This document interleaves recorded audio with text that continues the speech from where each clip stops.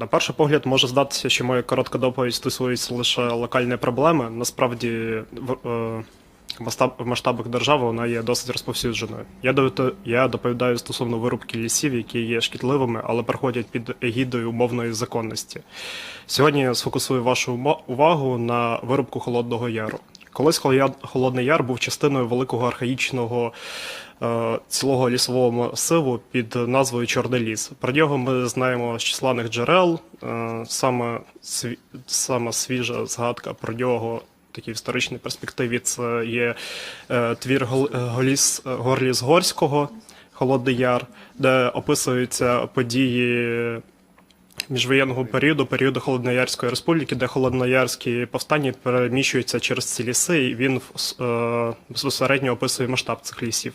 Під час радянського періоду ліс було зонально вироблено для розширення сільськогосподарської території. Так Холодний Яр відокремився від лісового масиву. Сьогодні Холодний Яр являє собою острівець лісу посеред полів. В такому вигляді його продовжують методично знищувати. Під час наших походів ми побачили, що весь ліс осіяний вирубками. Більшість вирубок було зроблено під егідою санітарних, насправді вони були розроблені для виводку дерева як сировини. Винними у такому положенні є місцеві латифундисти та корумпована дирекція лісогосподарств. Прошу зауважити, що перші створюють своїми діями загрозу екосередовищу, а саме використовують шкідливі пестициди, через які страждає господарство місцевих мешканців. Також, повторюсь, руйнується екосередовище самого Холодного Яру. Також ми зафіксували декілька свіжих вирубок, які були зроблені по контуру Холодного Яру для того, щоб збільшити площу паралельних полів. На нашу думку, великою проблемою є те, що, по-перше, Холодний Яр поступово зменшується у розмірі та рідшає.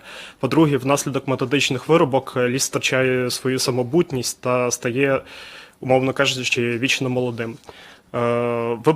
Виправити таку проблему може створення національного парку, але створення національного парку блокується вже на протязі, напевно, останніх 10 років, саме Кам'янською районною радою, обласною радою міста Черкас, далі спілкою мисливців, здається, Чигиринського району, тому що ця вся територія підпадає під мисливські угіддя, та там цілою низкою різних ешелонів місцевої влади.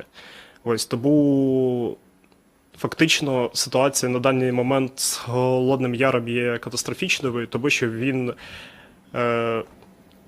поступово, крок за кроком, знищується, і там в перспективі 10 років ліс може залишитись лише там на тих територіях, які покривають балки, відповідно, які не можна розширити під поля. Це ми бачимо, що залишилось від Холодноярського лісу на хуторі Будда. Там залишився шматочок лісу, от саме, якщо подивитись на карті, це буде маленький острівець лісу перед великих безкрайніх полів.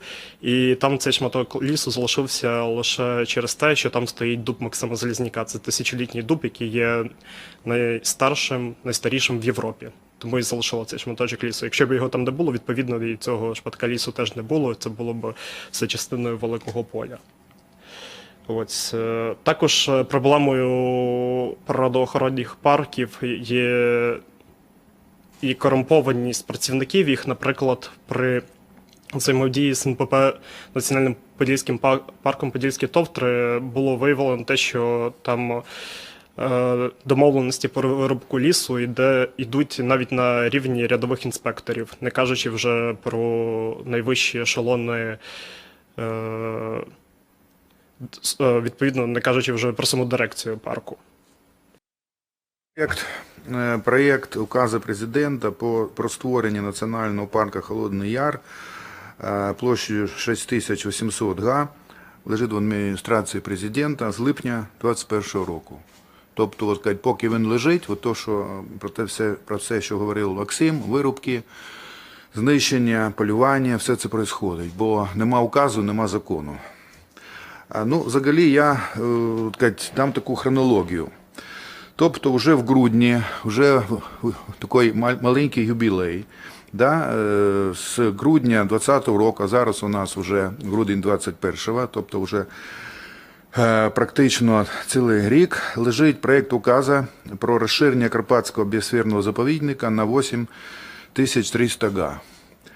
Проєкт указу про створення національного парку Пуща Раздзивіла 24200 га лежить з лютого 2021 року. Проєкт указу про розширення національного парку Міотіда, це в Донецькій області, на 580 га в адміністрації президента лежить з квітня 2021 року.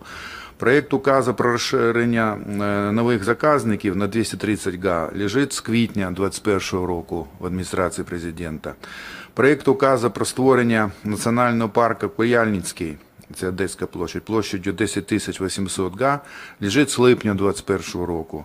Проєкт указу про створення національного парку, як я говорив, Холодний Яр, площадю 6800 з липня 2021. І проєкт указу про розширення національного парку Кремінецькі гори, Тернопільська область на 530 га, лежить з серпня 2021 року.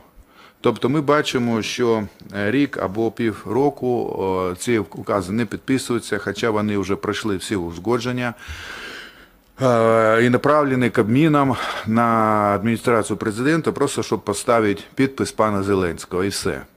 І це, на жаль, не робиться. В Європі процент заповідності десь порядка 20%. Тобто національні парки, заповідники, пам'ятки природи, резервати составляють десь там в різних країнах, в середньому по Європі 20%. У нас 5%. А потім ми приїжджаємо в Карпати, ми бачимо величезні, так сказати, лисини, ми бачимо, що як ідуть дощі, то там ріки виходять, так сказати, з русел і збивають все підряд. Так? Наші урядовці говорять про те, що нібито клімат помінявся, нібито, так сказати, і ще щось таке. Але насправді це не так. Насправді це просто йде винищення лісів. Ось Максим дуже таку метафору класно сказав, наш ліс вічно молодий. Дійсно, ліси не повинні бути молодими, не повинні бути от ці монокультури сосни, де навіть грибів не завжди знайдеш. Ліс повинен бути старий, бо саме старий ліс, він має найвищий рівень біорізноманіття.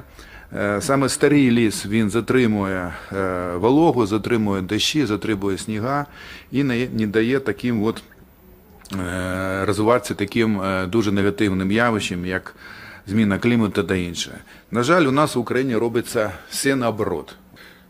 Знищуються класні, природні, як їх називають науковці, старовікові ліси, а замість їх насаджують молоді. Причому роблять дуб, роблять явір, а садять сосну. І потім ще об'являють от цю глупу піар-акцію 1 мільярд дерев. Тобто, вмісто того, щоб зберігати класні ліси, які знаходяться в Поліссі, в Карпатах, в той же Черкаській області, в Київській області є ліси, це знищується. А насаджують маленькі саджанці, які ще не факт, що вони ще стануть лісом. Взагалі, наприклад, в Канаді або в Сполучених Штатах Америки національні парки – це є третій символ, згідно опросів, да? Третій символ країни після флага і гімна. У нас, мабуть, національні парки – це взагалі не сотий символ, але коли вони стануть третім символом, я сподіваюся, що вони колись будуть третім символом України, да? То я просто боюсь, що вже не буде місця, де їх створювати. Поки ще такі унікальні, класні міста їх треба негайно заповідати. Бо та дика природа, яка буде в майбутньому, це та дика природа, яку ми заповідаємо сьогодні.